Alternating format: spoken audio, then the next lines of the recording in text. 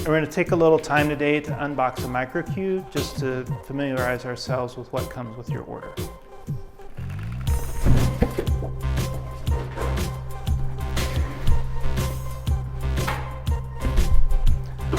So when you first open the box, you'll find introductory material, and the important things here are the URL for the website as well as a QR code that allow you to register your system and yourself.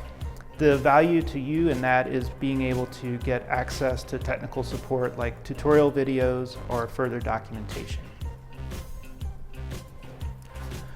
When we designed our packaging, one goal was to have recyclable materials, so the whole package is from recycled cardboard. And the first item we have is the MicroQ itself. It comes in this leather satchel just to give a little bit of protection to the finish. So here we have the MicroQ.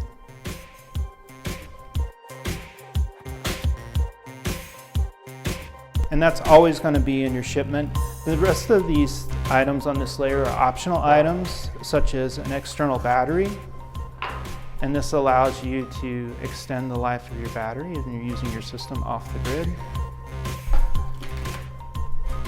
You could also purchase a docking station. And the docking station allows you to charge the MicroQ, an external battery, and the transfer data.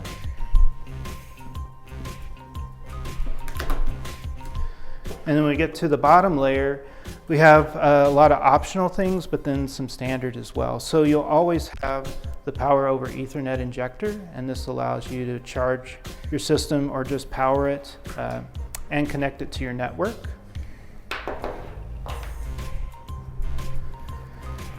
If you have a dock, you'll also receive the docking power supply that allows you to charge your batteries. And here are some options. If you have our 6-channel ICS, this allows you to connect standard BNC cables.